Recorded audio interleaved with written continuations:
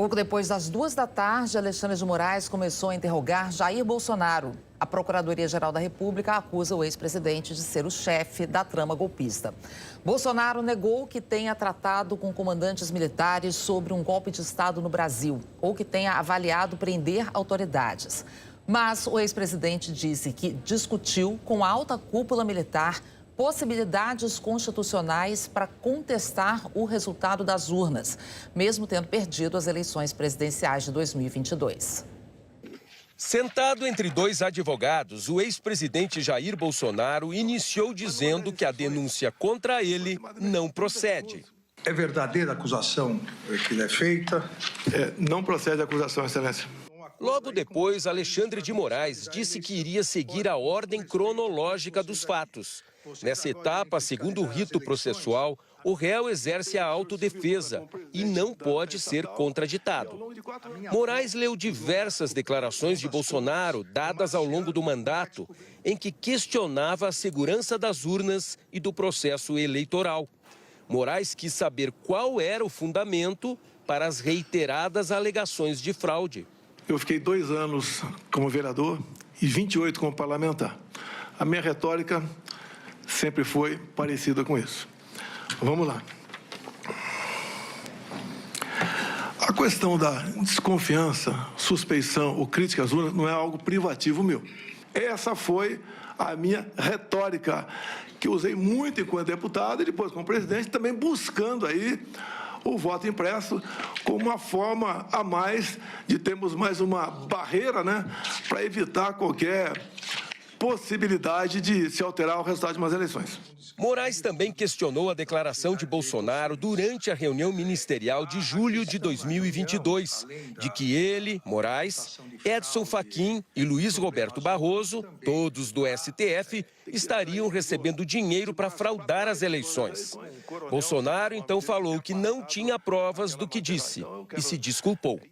Quais eram os indícios que o senhor tinha que nós estaríamos levando 50 milhões, 30 milhões de dólares? Não tem indício nenhum, senhor ministro. Tanto é que era uma reunião para não ser gravada, um desabafo, uma retórica que eu usei. Se fosse outros 3 ocupando, teria falado a mesma coisa. Então, me desculpem, não tinha essa intenção de acusar de qualquer desvio de conduta dos senhores 3. Bolsonaro também foi questionado sobre uma reunião que realizou com embaixadores de vários países no Palácio da Alvorada, antes das eleições, em que fez ataques às urnas sem apresentar qualquer prova. A reunião foi uma das bases utilizadas pelo Tribunal Superior Eleitoral para condenar o ex-presidente e o declarar inelegível até 2030. Bolsonaro se defendeu. Disse que se reunir com embaixadores era uma prerrogativa do presidente da República. Disse que exagerou na retórica e voltou, como em vários momentos do interrogatório, a questionar a segurança das urnas e a defender mais camadas de proteção. Que é uma política privativa do chefe do Executivo. Se eu exagerei na retórica, devo ter exagerado com toda certeza. Mas a minha intenção, meu objetivo sempre foi mais uma camada de proteção por ocasião das eleições, de modo que evitasse qualquer conflito, qualquer suspeição. Todo o sistema eletrônico computacional possui vulnerabilidades. A intenção minha não é desacreditar, sempre foi alertar para aprovar. Em seguida, Moraes questionou se Bolsonaro foi informado sobre a operação da Polícia Rodoviária Federal durante o segundo turno das eleições. A denúncia aponta que a PRF realizou blitz em cidades onde o então candidato Lula tinha obtido a maior parte dos votos, para dificultar o trânsito dos eleitores. No dia do segundo turno, o TSE determinou a suspensão das operações. O senhor teve conhecimento dessa operação? Não, senhor. O que eu fiquei sabendo sobre isso, após o ocorrido, é que nenhum eleitor deixou de votar nessas regiões, é o que eu fiquei sabendo depois. Bolsonaro também foi interrogado sobre a acusação do relator Mauro Cid, de que fez pressão para que o então ministro da Defesa, Paulo Sérgio Nogueira, adiasse a divulgação do relatório sobre a segurança do sistema eleitoral do primeiro para o segundo turno. O documento afirmou que não foi encontrada nenhuma fraude. O ex-presidente disse que nunca pressionou o ministro para adiar ou modificar o relatório. As Forças Armadas entraram na Comissão de Transparência Eleitoral. Eu era, né, o chefe supremo das Forças Armadas. O que eu pedia sempre para o Ministro da Defesa é fazer um relatório mais imparcial possível e que, se não houvesse, e só colocasse ali o que não tivesse qualquer sombra de dúvida. O relatório saiu, se eu não me engano, dia 11 de novembro. Não tinha prazo para entregá-lo. Eu acho que ele entregou no momento certo, com o seu arrazoado, que atendeu, no meu entender, a todos nós. O meu relacionamento com qualquer ministro nunca foi sob pressão ou sobre autoritarismo. E apesar de ter levantado por diversas vezes dúvidas sobre as urnas, Bolsonaro disse ter acreditado no relatório das Forças Armadas. A partir do momento que você não tem prova de nada, a gente acredita. Moraes também questionou Bolsonaro sobre uma reunião na qual, segundo a denúncia da PGR, o então assessor Felipe Martins levou um advogado para que se discutisse a chamada minuta do golpe. Segundo a denúncia, o documento previa medidas contra a ordem democrática para reverter o resultado das eleições, como a instalação de um estado de sítio e prisão de autoridades. Mauro Cid reiterou ontem a existência dessa reunião e disse que o então presidente recebeu, leu e fez alterações no documento, mantendo o trecho que previa a prisão do ministro Alexandre de Moraes. Moraes quis saber se o ex-presidente se recordava da reunião com Martins. Para tratar de minuta, não. Eu lembro que ele esteve lá, várias vezes teve na Alvorada, foi uma vez só não. Raras vezes conversei com ele. Ele não é uma pessoa adequada para tratar de minuta, seja qual for. Quando se fala em minuta, dá a entender que é uma minuta do mal. Da nossa parte, tá? Quando se fala em minuta do mal, conspiração, né? Eu sempre tive o lado da Constituição. Em seguida, Moraes questionou o ex-presidente sobre uma outra reunião no dia 7 de dezembro de 2022, quando, segundo a denúncia, a chamada minuta do golpe foi apresentada ao então ministro da Defesa, Paulo Sérgio, e aos então comandantes das Forças Armadas. Bolsonaro negou qualquer discussão sobre um golpe de Estado. O que foi conversado nessas poucas reuniões, que teve reunião para tratar de outros assuntos. Por exemplo, tratamos de GLO, porque os caminhoneiros estavam parando, na iminência de parar, sobre o que poderia acontecer com aquela multidão em frente aos quartéis. Então, teve assunto, teve reunião para tratar exclusivamente desse assunto. Conforme falou o Alfredo Gomes, talvez tenha sido nessa reunião, nós estudamos possibilidades outras dentro da Constituição. Ou seja, jamais saindo das quatro linhas. Como o próprio comandante Paulo Sérgio falou, que tinha que ter muito cuidado na questão jurídica, porque não podíamos fazer nada fora disso. Obviamente, a gente sabia disso. Em poucas reuniões, abandonamos qualquer possibilidade de uma ação constitucional. Abandonamos e enfrentamos aí o ocaso do nosso governo. Depois voltou a falar sobre o texto da chamada minuta do golpe e negou que tenha mudado o texto, como afirmou Mauro Cid. Segundo ele, o conteúdo do documento foi discutido de maneira informal, já que, segundo ele, as portas do TSE estavam fechadas para mudar o resultado das eleições. E isso após o tribunal impor uma multa de 22 milhões de reais ao PL, partido de Bolsonaro, pela representação judicial contra o resultado das eleições.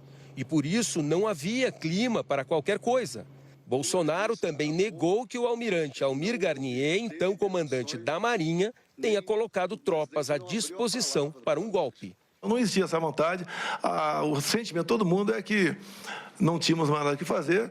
Se tivesse ser feito alguma coisa, seria lá atrás, via Congresso Nacional. Não foi feito, então tínhamos que entubar o resultado das eleições e poder até a Vossa Excelência perguntar por que não passou a faixa. Eu não ia me submeter à maior vaia da história do Brasil, só de concordar comigo. Hipótese alguma. Não existe isso. Até eu digo a Vossa Excelência, se nós fôssemos prosseguir no estado de sítio, ou até mesmo defesa, as medidas seriam outras. Na ponta da linha é que teriam outras instituições envolvidas.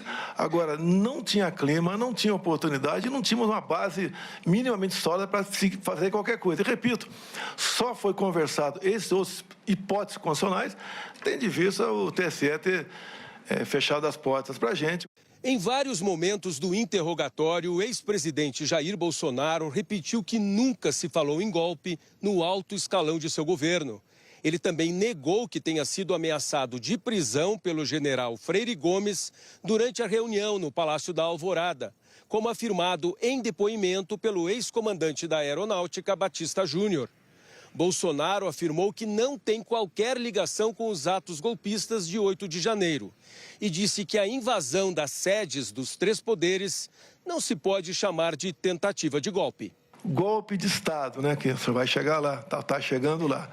O golpe de Estado não são meia dúzia de pessoas, 2 ou 3 generais e meia dúzia de coronéis. Falar em golpe de Estado, dessa forma como se tratou aqui, o que aconteceu, em especial depois do meu governo, onde estava fora do Brasil. Graças a Deus estava fora do Brasil. Sem qualquer participação minha, sem qualquer liderança, sem Forças Armadas, sem armas, sem um núcleo financeiro, sem nada, isso não é golpe.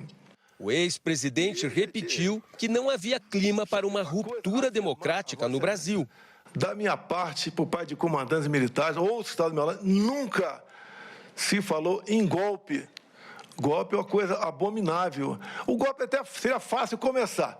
O after day, que é simplesmente imprevisível e danoso para todo mundo. O Brasil não poderia passar por uma experiência dessa. E não foi sequer cogitado essa hipótese de golpe no meu governo. Ao ser questionado pelo Procurador-Geral da República sobre as manifestações que foram convocadas depois do resultado das eleições, inclusive com teor golpista, Bolsonaro disse que jamais apoiou qualquer movimento antidemocrático. Então, logo as eleições se acabaram, começou-se um movimento muito forte pelo Brasil. E o mais forte foi dos caminhoneiros.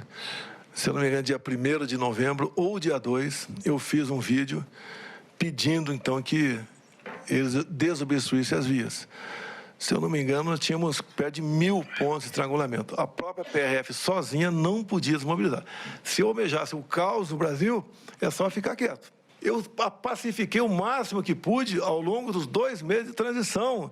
Não houve ida para confronto, não houve estímulo da minha parte a fazer nada de errado.